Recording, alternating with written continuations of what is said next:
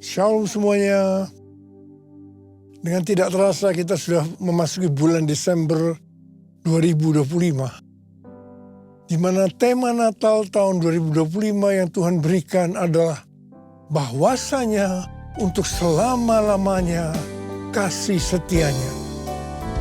Sebab Tuhan baik, bahwasanya untuk selamanya kasih setianya. Sebab Tuhan baik, bahwasanya untuk selamanya kasih setianya. Bahwasanya untuk selamanya, bahwasanya untuk selamanya, bahwasanya untuk selamanya kasih setianya. 1 Tawaris 16 ayat 34 berkata, bersyukurlah kepada Tuhan, sebab Ia baik, bahwasanya untuk selama-lamanya kasih setianya. Daud memindahkan tabut Allah dari rumah Obed-Edom ke Yerusalem. Tabut Allah diletakkan di tengah-tengah kemah yang dibuatnya. Ini adalah pondok Daud. Daud menempatkan para pelayan di hadapan tabut Tuhan untuk memasyurkan nama Tuhan dan menyanyikan syukur dan puji-pujian baginya. Bersama dengan para pelayan itu, Daud menyanyikan, bersyukurlah kepada Tuhan, sebab Ia baik, bahwasanya untuk selama-lamanya kasih setianya. Hampir tiap pagi dalam doa, saya selalu memperkatakan, Tuhan Yesus, Engkau baik. Engkau sungguh baik dan sangat baik, bahwasanya untuk selama-lamanya kasih setiamu. Ternyata yang saya perkatakan itu adalah nyanyian Daud dalam 1 Tawaris 16 ayat 34. Bersyukurlah kepada Tuhan, sebab Ia baik, bahwasanya untuk selama-lamanya kasih setianya. Bersyukurlah pada Tuhan, sebab Dia baik, bahwasanya untuk selamanya kasih setianya. Bersyukurlah pada Tuhan, sebab Dia baik, bahwasanya untuk selamanya, bahwasanya untuk selamanya, bahwasanya untuk selamanya kasih setianya.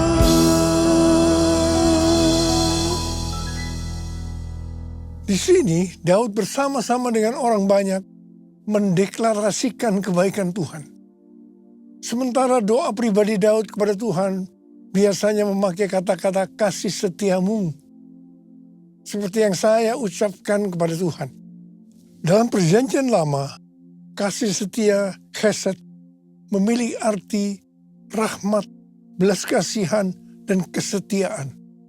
Dalam perjanjian baru, padanan kata chesed adalah elios, yang artinya rahmat atau belas kasihan. Menjelang kelahiran Yesus, Maria bernyanyi, dan rahmatnya turun-temurun atas orang yang takut akan Dia. Bagaimana kasih setia Tuhan ini dinyatakan?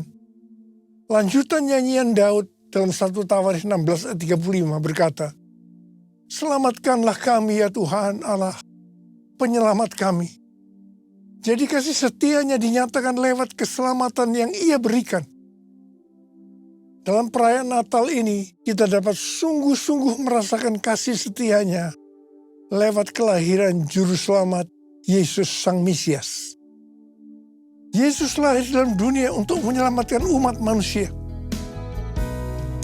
Betapa besar kasih-Mu Allahku, sehingga Kau berikan Yesus padaku, supaya aku tidak binasa, melainkan beroleh hidup yang kekal. Ku sembah Kau, ku sembah Kau, Engkau yang layak untuk ku sembah. Ku sembah Kau, ku sembah Kau, Engkau yang layak untuk ku sembah. Tuhan Yesus berkata dalam Yohanes 3 ayat 16, karena begitu besar kasih Allah akan dunia ini, sehingga Ia telah mengaruniakan anaknya yang tunggal, supaya setiap orang yang percaya kepada yang tidak binasa, melainkan beroleh hidup yang kekal. Ada apa dengan manusia sehingga Tuhan Yesus harus datang ke dalam dunia ini? Alkitab katakan, semua orang telah berbuat dosa dan telah kehilangan kemuliaan Allah. Upah dosa adalah maut, mati, tempatnya di neraka. Neraka adalah tempat yang sangat mengerikan. Neraka adalah tempat yang paling gelap dan terdapat ratap dan kertak gigi. Neraka adalah tempat di mana api tidak pernah padam dan ulat bangkai tidak mati. Neraka adalah tempat penyiksaan oleh api dan belerang. Karena itu, jangan sampai masuk neraka. Untuk itulah Tuhan Yesus datang ke dalam dunia untuk membebaskan kita dari hukuman kekal selama-lamanya dalam neraka. Bagaimana cara Tuhan Yesus menyelamatkan umat manusia? 2 Korintus 5 ayat 21 berkata, Dia yang tidak mengenal dosa telah dibuatnya menjadi dosa karena kita, supaya dalam Dia kita dibenarkan oleh Allah.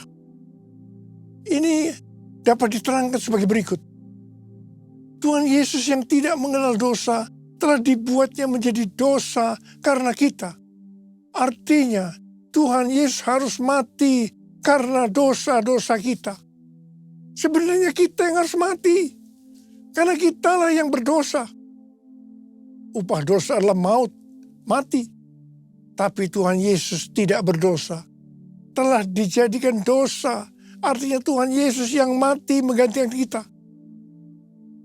Kalau kita melihat cara mati dari Tuhan Yesus, saya katakan bahwa itu sangat-sangat tidak manusiawi. Pada saat orang-orang Yahudi berteriak, salibkan dia, salibkan dia, maka Tuhan Yesus harus disalibkan. Proses awal dari penyalipan, jubah Tuhan Yesus dibuka. Tuhan Yesus diikat pada sebuah tonggak. Di sebelah kanan dan kirinya ada 2 algojo yang memegang cambuk. Ujung cambuk itu dari potongan tulang dan besi. Setiap kali cambuk itu dihunjamkan pada tubuh Tuhan Yesus, akan menimbulkan luka yang dalam. Darah bercucuran. Sakitnya luar biasa. Tuhan Yesus berteriak-teriak kesakitan. Tuhan Yesus memandikan darah. Apakah proses itu sudah selesai? Belum. Kepala Tuhan Yesus diberi mahkota duri. Duri ditancapkan di kepalanya dengan cara dipukul. Sakitnya luar biasa. Darah bercucuran. Apakah sekarang sudah selesai? Belum. Tangan dan kaki Tuhan Yesus dipakukan di kayu salib. Sakitnya luar biasa. Darah kembali bercucuran. Tuhan Yesus digantung di atas kayu salib. Di sini Tuhan Yesus menderita secara lahir maupun batin. Secara lahir dia merasakan sesak luar biasa karena cairan yang menekan jantungnya.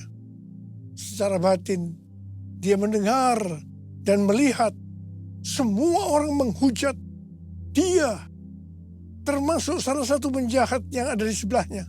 Pada akhirnya setelah Tuhan Yesus berseru, sudah selesai. It is finished. Kepadamulah nyawaku kuserahkan. Tuhan Yesus mati. Pertanyaannya, mengapa Tuhan Yesus harus mati dengan cara seperti itu? Dengan penderitaan yang luar biasa. Darah bercucuran secara luar biasa. Mengapa tidak dengan cara yang mati yang mudah? Dipenggal kepalanya, selesai. Mengapa harus dengan darah bercucuran? Alkitab katakan, tanpa penumpahan darah. Tanpa penumpahan darah, tidak ada pengampunan dosa. Untuk mengampuni dosa saudara. Dosa saudara. Dosa kita semua. Tuhan Yesus harus mati dengan cara demikian. Selain itu, apalagi yang Alkitab katakan dengan cara mati Tuhan Yesus yang seperti itu? Yang pertama, penyakit kitalah yang ditanggungnya. Yang kedua, penderitaan kita yang dipikulnya. Dan oleh bilur-bilurnya kita disembuhkan. Betapa Tuhan Yesus mengasihi kita semua. Tak terukur kasih-Mu Yesus, Kau telah mati gantikan diriku. Kau curahkan darah-Mu untuk tebus dosaku. Layaklah Kau Tuhan dipuji dan disembah dengan segenap hatiku. Layaklah Kau Tuhan dipuji dan disembah dengan segenap jiwa ragaku. Dengan segenap jiwa ragaku. Dengan segenap jiwa ragaku.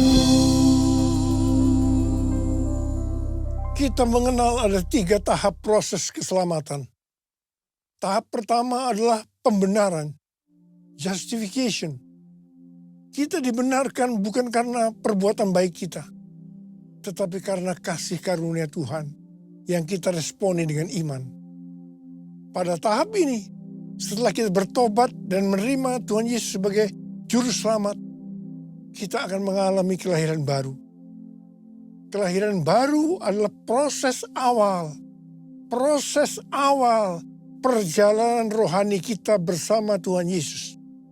Tahap yang kedua dari proses keselamatan adalah pengudusan, sanctification. Dalam proses ini, kita dikuduskan secara terus-menerus melalui Roh Kudus dan firman Allah. Dalam proses ini kita bisa saja jatuh atau mengalami kegagalan.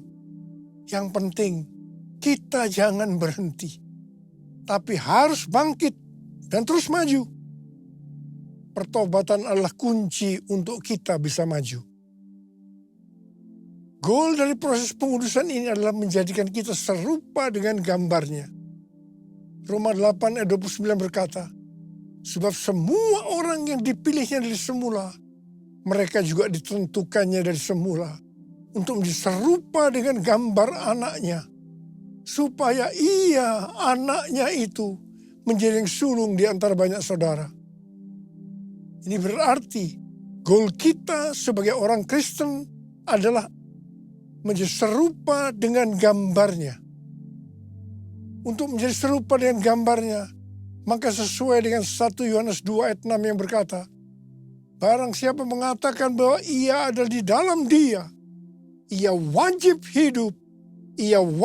hidup sama seperti Kristus telah hidup. Karena kita hidup sama seperti Kristus telah hidup, maka kita akan menjadi serupa dengan gambarnya. Menjadi serupa dengan gambarnya artinya menjadi murid Tuhan Yesus. Tahap ketiga dari proses keselamatan adalah pemuliaan, glorification.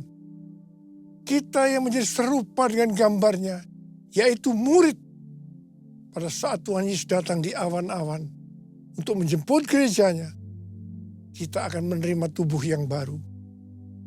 yang dikenal dengan tubuh kemuliaan. Dan setelah itu kita akan diangkat bersama-sama untuk bertemu dengan Yesus Kristus di awan-awan. Setelah itu kita akan masuk surga dan akan bersama-sama dengan Tuhan Yesus selama-lamanya. Haleluya.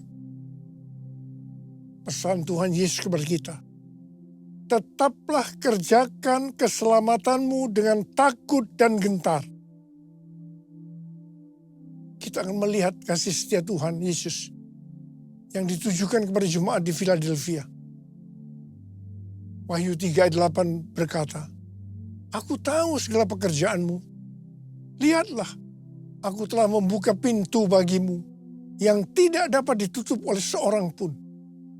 Aku tahu bahwa kekuatanmu tidak seberapa, namun engkau menuruti firman-Ku dan engkau tidak menyangkal namaku. Tuhan Yesus memberikan janji kepada jemaat di Philadelphia. Aku telah membuka pintu bagimu yang tidak dapat ditutup oleh siapapun. Artinya, kalau Tuhan Yesus membuka jalan, tidak ada kuasa manusia, masalah atau keadaan apapun yang dapat menutupnya. Tuhan berdaulat atas setiap pintu dalam kehidupan kita. Pintu pelayanan, pintu kesempatan, pintu berkat, bahkan pintu kemenangan. Janji ini juga untuk kita yang menuruti firman-Nya dan yang tidak menyangkal namanya, sekalipun kekuatan kita tidak seberapa menurut ukuran dunia. Firman Tuhan yang harus kita perhatikan, yang terdapat dalam Markus 12 ayat 30-31. Kasihilah Tuhan Allahmu dengan segenap hatimu, dan dengan segenap jiwamu, dan dengan segenap akal budimu, dan dengan segenap kekuatanmu. Perintah yang kedua ialah, kasihilah sesamamu manusia seperti dirimu sendiri. Tidak ada perintah lain yang lebih utama daripada kedua perintah ini.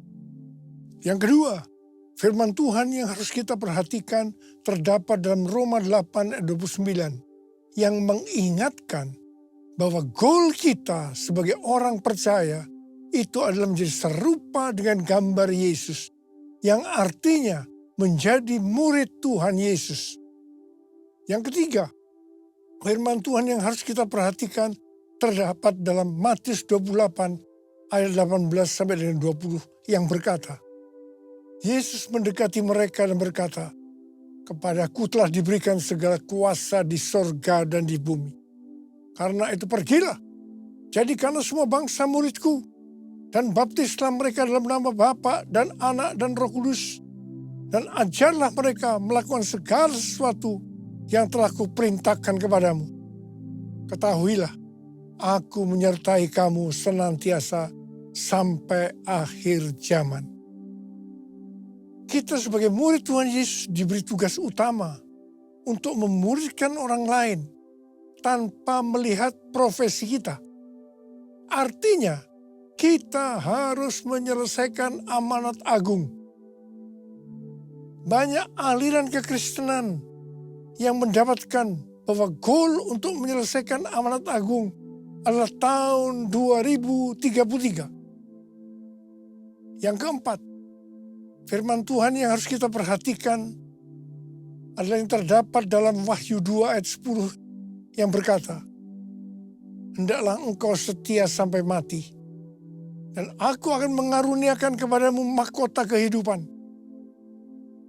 Kesetiaan kepada Tuhan tidak diukur dari lamanya kita menjadi orang percaya, melainkan dari keteguhan hati untuk tetap taat pada waktu kita dalam menghadapi masalah. Tuhan tidak mencari orang yang hebat, tetapi yang setia sampai akhir. Setia berarti tetap berdoa meskipun belum dijawab, tetap melayani walaupun lelah, dan tetap percaya meskipun jalan belum terbuka. Yesus memberi teladan dengan taat sampai mati di kayu salib. Kesetiaan yang membawa kepada kemenangan. Karena itu jangan goyah. Tuhan yang mengasihi kita adalah setia. Dan Ia telah menyediakan mahkota kehidupan bagi yang bertahan sampai akhir. Mari kita buktikan kesetiaan itu melalui doa, pelayanan, dan kasih setiap hari. Mari angkat tangan kita bersama-sama dan katakan bersama saya, sembah dan puji Dia, sembah dan puji Dia, sembah dan puji Dia, Sang Raja. Sembah dan puji Dia, sembah dan puji Dia, sembah dan puji Dia, Sang Raja. Mari kita berbersatu.